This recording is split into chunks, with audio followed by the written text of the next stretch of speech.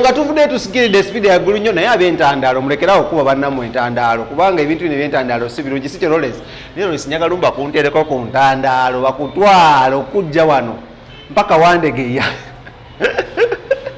oyinza okufa sigwe katono bannange kale naye nga twagala obabuuzaako katusire mulimalire oba gwe gusoose okutulaba bambi genda wansi awo subscribing bwe kuba nga gwe mulundi gwo ogwokubiri kyoyinza okukola kikimu ki Lawrence just subscribing asicho like comment and share ono nyine ku Celeb Jazz with KingSmith wabagambe tugenda kwezi mitwale 5 unogo nyine omwezi okitegera mailo sonene nafe tugituukeko because business and tujibadde for a long time naye nga happy belated birthday eri mwana mulenzi amanyiddwa nga legendary Mozey radio Moses na kitengejja era nga munetwa muzika side zeri enakauka wa mama we era nga twamukolengera aka museum mujika story ebulunyo naye weekend right celebrating mwana mulenzi Mozey radio era nga tugezaako ofuna abantu abenjawulo abagenda okubanga bagera ku mwana mulenzi Mozey radio twagitumye Radios edition ashegede Mozey Radios edition era nga twagwide ku mwana mulenzi amanyiddwa nga DJ Lawrence DJ Rectangle ono nga yali official DJ wa mwana mulenzi amanyiddwa nga Mozey Radio era nga munnange bagendera okuwa still nga Mozey Radio afuna obuzibu bw'okuba nga bounce Armstrong namukuba wansi sometime back that was I think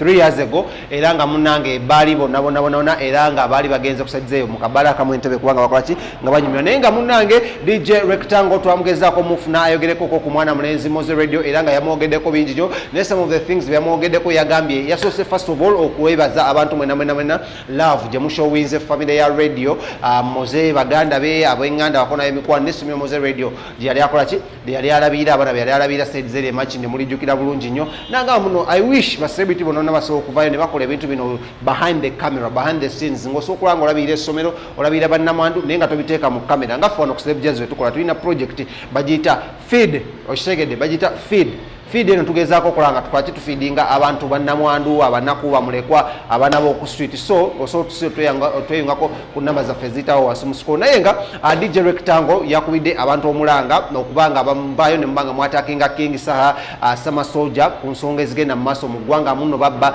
diski ya mwana mulenzi Mozey Radio n'agamba no ladies and gentlemen bano tebabbangako ekisooka mwana mulenzi King Saha is a very creative person musajja muyimbi ali talented era nga avayo nayimba ennyimba ezize era kyenva mula musazi yawemu ka break asooka amalize ebyafaamu ye amalize okulima kwe n'ate n'okumaliriza ennyumba ye then akomewo bakuba omuziki so n'agamba tene Summer Soldier newankubadde ali under management ya mwana mulenzi Chaga ono tabbangako ku ki kwa disk n'agamba so mulekerawo kubanga mukola ki nga mubyogera wabula ababadi disk ate nabo n'abalabula n'abagamba very time anytime now very soon agenda kuba abanoonya because ye ennyimba za Mozey Radio azimanyi ensoundinga yazo lyrics za radio azimanyi because yabeera ne radio for a very long time tumugamba which moment jojjukira ku radio singo okukwatako n'agamba lumu bali ne radio I think a week nga tebannamukuba funa buzibu ku mutwe tino radio ono yali amugamba nga waliwo abantu abantambulirako naye sibamanyi so munyinza okufa newe mbanga nfudde simusigaleewo nga mulabiri mukola emirimu gye mbadde nkola sagamba muno lwajjukira ebigambo ebyo bya radio nga amugamba waliwo abantu abantambulirako n'agamba I wish yali ategedde mu budde n'asobola okuba nga twala radio serious nebagezaako okolaki okunoonya abantu bano so DJ Rectangle yayogedde ebigambo bingi nnyo ku Mozey Radio era nga munnange sawokawokawuka otwagwidde ne ku mwana mulenzi amanyiddwa nga Weasel for Chizo Weasel Manizo for Chizo munange naye nayogera okubanga ayogera ku Mozey Radio n'agamba muno they are celebrating the life of Mozey Radio tayagala byakuka wabula ali mu happy time naye awo yasinzidde n'asaba ne government okubanga ezaako internet kubanga akaseera kano ke tulimu abantu bangi badde bapostinga moments oba memories of Mozey Radio naye they can't post these moments because internet teriiko so n'avaayo nawanika emikono ne bayimbamu akayimba ka Mozey Radio yabadde Weasel Spice Dana ne Fik Family kasuka kutuseka abantu bano basatu nga tubagasawamu that is DJ Rectangle Spice Dana Weasel Manizo ne Fik Family nga ba celebrating obulamu bwa radio bwa Mozey Radio ate tukomo tugende masana muli amalamanyo wano wenyini ku Celeb Jazz soyinza okukola kikimu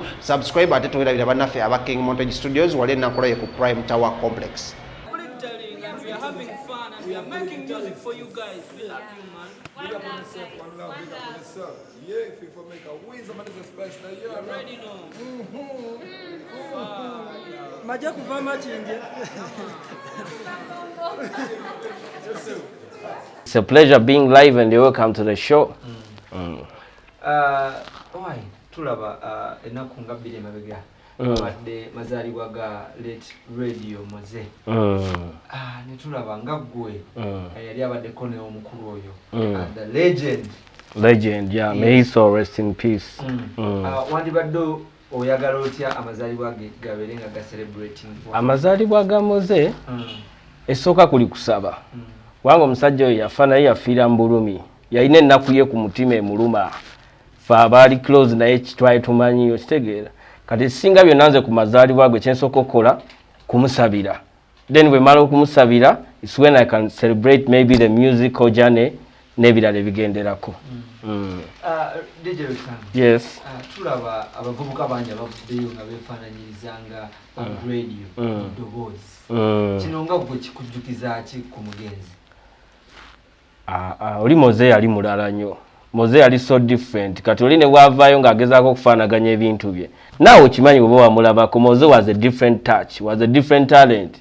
Yali mulala nnyo nga bw'omutuukako ye muntu akuinspiringirawo okitegeera. Okwogera naye ebigambo ebisooka nga akuinspiringirawo so kizibu nnyo nze so anakufuna budde ndowooza obulowooza kwabo abantu abeefaananyiriza Mozey kubanga nze nabeeranga ne Mozey ate I can't copy the same thing.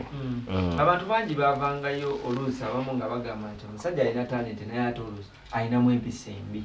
Empisa z'embi wazirabako? Saalaba nze ku mpisa za Mozey embi kubanga nze ebbanga linabeera ne Mozey. Mozey yapangulukiranga abantu nga ali short tempered naye yalina ensonga ze ng'abantu oluusi tebamanya ng'oli agenda n'akola ekintu katugeza ze ne bali ekyemisano banaamuwaayo kasente after some time oli n'agenda n'amwogerako maybe bad stories okitegeera kakati bad stories ezo omuntu bwe yakomangawo n'ayagala okwaprochinga Mozey maybe n'amulaga attitude ne balowooza nti alina empisa naye Mozey teyalina mpisa kunze Mozey teyankolaako mpisa mbi zonna era saazirabako. Chef sister nga tukyali ku mbozi yamu radio Mozey yawandikira abantu bangi nnyo naleeta abantu bangi nnyo okubanga bamanyikibwa naye essaawa zino tulaba abantu batini nnyo abagezaako okumucelebrate anti ensi munnange bwetu bwetambula Mozey yafa nga abangi abantu bangi baguziza ennyimba abayimbi abamu abanene so anaboogera bakimanyi okitegeera abantu bakyuka era nze Mozey alina ebintu bye yangambanga naye nabiraba amaze kufa nendyoka amanya nti ensi bwete weeyina okukola ki okutambula ya nnyimba ki Mozey ze yakola n'ogamba nti mbutuufu zino ennyimba tewali alizimenyawo? Mozey yayimba ennyimba nyingi nnyo yayimba ennyimba nyingi naye nze nga nze ennyimba ezasinga okunsigalamu ze ennyimba ze twakola ku last kubanga zimpa memory ate endala nnyo eyina pain naye ng'ennyimba Mozey yakola ennyimba wali oluyimbo olwanyumira ezo sembayo okukola lwe bayita mbagaliza kweyagala lunkwasa ennaku lubanga yalinga agamba nti ensi yagenda ogivaako atuleke tweyagala okitegeera so it touches me a lot. Olinga agamba nti omusajja yali amanyi nti agenda kufa. Mozey the last days when alebeera ne Mozey yatandika okubanga adda nnyo eri Katonda n'abeera nga asaba nnyo n'ababeera nga naye baakiraba nga atandise okusaba era the last days those last 2 weeks ze nabeera nazo nga Mozey atandika afunye ekintu ekyokutya ng'ayinga ayina abantu beyeekengera era nga ngambanga nnyo abantu batugobera kati one time nengambako ne mukwano gwange nga nayimbeera ne Mozey buli lwembeera naye ngamba abantu batugoberera biki omusajja alabika alina ekintu kyakola ki kyatya era the last day Mozey actually okumulaba it was a Saturday twalina club gye twagendako Mozey bwe twatula motoka nangamba naye Rectangle seewulira bulungi waliwo abantu abakola ki abatugoberera kati nze abantu bayogera abatugoberera nga nange sikola ki sibalaba naye nga ye Mozey we yafiira those last days yalinga amanyi nti agenda kufa goge mazima amatuufu nze story bwe twasembayo kwogera naye twali motoka actually twali nze ne muganda Franka yali afulumyemu waliwo n'omuwala omulala Aunt Sue kati Mozey bwe yangamba ekyo kinanga mwana sewulira bulungi waliwo abantu abatugoberera nga kwegamba alinga amanyi nti ekizibu kigenda kukola ki kigenda kumutuukako kati bwe wayitawo olunaku lumu it was a Sunday the next on Monday nempulira nti Mozey bakoze eki bamukubye era awo saddamu kumulaba. Abayimbi bangi nnyo baali batunulira Mozey n'empagi ennene mu music industry nga buli gw'obuuza nti ani akuinspiring nga bagamba Mozey radio muyimbi ayinza kukola ki kyenjagala okukakasa oli omusajja Katonda yali yamutonda nga ye era oba tewafuna chance okubeerako naye toyinza kumanya kyengezako okugamba naye oli omusajja yalina talent yali yasoma nnyo yali ategeera nnyo nga bw'omutuukako getigirawo inspired kitegere ebigambo bye yali ayogera engeri gyakwasaganyamu abantu ate nga amanyi nnyo n'okuyimba kitegeera so buli muyimbi kwega buli muntu Katonda alina engeri gyamutondamu kati kizibu nnyo okusanga omuntu nga Mozey saagala nkulimbe kizibu nnyo era oli alina okukola nga bibye nga ye mulala nnyo omuyimbi ayinza kukola kyokubanga abanga Moses ready ekisooka tosobola kukeera noganjaga kubanga muntu ekisooka kya byonna olina okubeera ng'olina talent ey'okuyimba bw'obeera ne talent n'ebigenda naye siyinza kugamba nti oli asobola okubanga Mozey was different yeah he was so different so akugamba nti oli asobola kubanga nze siri Katonda ate okubeera nga Mozey takes time it took him some good time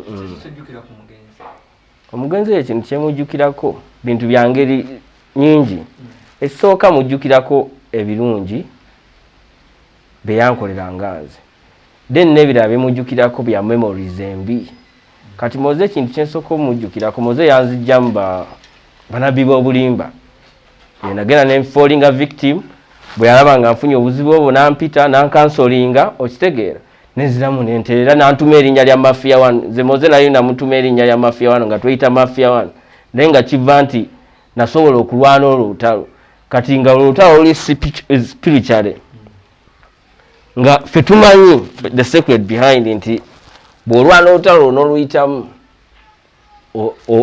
oli right okubeera ku ranka ya Mafia 1 era nga tubeera tweyita Mafia 1 nga Mozey ampita Mafia 1 naye nga ekyo kyava kweyo struggle gye nayitamu ey'okuva mu banabbi b'obulimba nankansolinga biki ne tuddamu ne tukola ki ne tutereera then n'ekirala kyesobola kwerabira ku Mozey ye pain abantu bamuyitanga nnyo mulalu abantu abasinga balowooza nti Mozey mulalu kyekintu kyombuuziza nti lwaki abantu balowooza Mozey ali short tempered naye omusajja oyo yalina ennaku ku mutima yalina ebintu bingi ebyali bimuluma ku mutima nga talina gwayinza bigamba kubanga nze nabeeranga naye nga nyunyizako ku bintu ebimu naye nga yalina ennaku ku mutima ebintu ebingi ebyali bimuluma nga yeetiisa omugugu gwa good life yeetiisa ebizibu bya good life nga ne bamanager tebasobola kola ki kwandolinga so pain eyo ate Mozey n'ekirala ekisinga okunuma ku Mozey teyamanya nti abantu bali bamwagala abantu bali bamuteekamu kiri nti yagwa eddalu because he was short tempered kati kyamulumanga nnyo nga alaba abantu bagezaako kola ki okumunafuya era kyenkubiriza Abannayuganda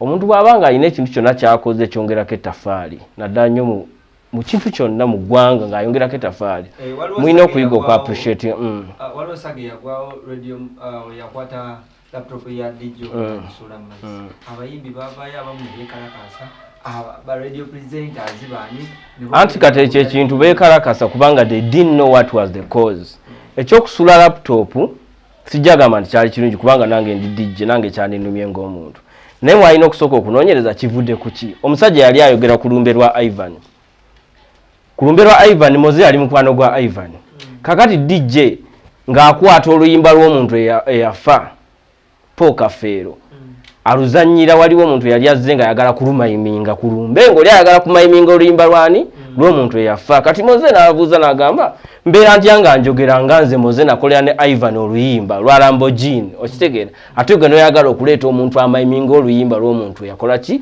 eyafa at least waninninze ne mmaliriza speech yange n'olyoka oleeta baki bamayimers kati ndowooza ekyo kyaleetera omusajja okukwata laptop n'akola ki n'agisuula amazzi obugambo obusembayo wakulaba obugambo bwange obusembayo bannange mbeebaza mwenna okuwagira music we Uganda naye ekintu kyembasaba Bannayuganda omuntu yenna bw'abanga alina ekintu kyonna kyali akoze ekyongerako ettaffaali ku ggwanga lyaffe Uganda mulina okumwebazanga ng'akyali mulamu si kunoonya abantu nga bamaze okukola ki okufa kubanga nze nga nze ekinnuma nti omusajja oyo teyamanya love abantu gye baalina ku ye love bagiraga nga amaze okukola ki ng'amaze okufa mbeebaza era nsaba Mukama Katonda abakuume yeah. There is no smoke without fire. Musajja music we baamubba Mozey yali akola music mungi naye obuzibu buli kuba producer era producer obanga gy'oli engoma nyi music w'omusajja wamubba kyandibadde beta ndowooza music eyo n'omukwata oba n'omutwalira Weasel oba n'omutwalira maama we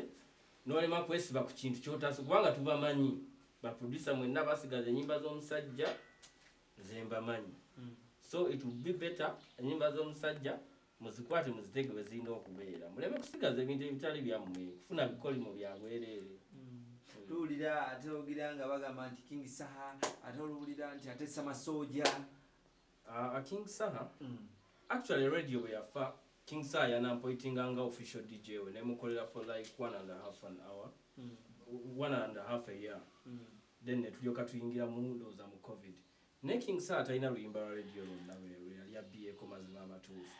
Lwakuba nti abantu bakikwatawo binti radio bwe yafa, Saha nazuukuka butoba okitegeera nakuba style radio gye yayimbanga ate abantu baali bamuwadde amatu so ne balowooza nti ayimba ennyimba za radio naye ku ekyo kiinaako bwino nti Saha yali ayimbyeko oluyimba lwa radio. Kale akoze mumukwate nga mpahaga. naye iPhone gyalina teriko VPN. Nefika je naye. VPN abazitunda. Bananga abasajja nze mbalina. Abasajja abanyirira nze mbalina. Kandi wakunyigibwa. Baba loko wennene n'owempanvu. Emiziki emwangu gyase. Kati kwa ino mwangu. Fiki obo. Nenga banaye bakulu nze mbalina. Guys, man, big up, thank you for supporting Spice. Yeah, we love you guys so much. Sexy girl, beautiful. Tell them once again. Say it again. Bana tuli mu wiki ya radio. Obubaka. Agamazina gage. We've been celebrating Wiki ya radio. radio, bami mubale kwagala Spice dada. Mubale kwagala Big for makeup. mubale kwagala Weasel maneza mudala bakyala. Thank you for remembering. Bawo obubaka bwabwe. Bami mwebale era sijja Terana kuchala. sijja basuulira. Weasel tumusubire mu video eno. Edward. I'm behind the scenes. It's been with us since morning. Behind the scenes. Which behind? Ate mulina wa buligita. We're telling and we are having fun and we are making music for you guys. We love you, man. One Big up on love, yourself, guys. one love, One big up on love. yourself. Yeah, if you for make a Weasel maneza Spice na You already know. Maja kuva machinje. yeah.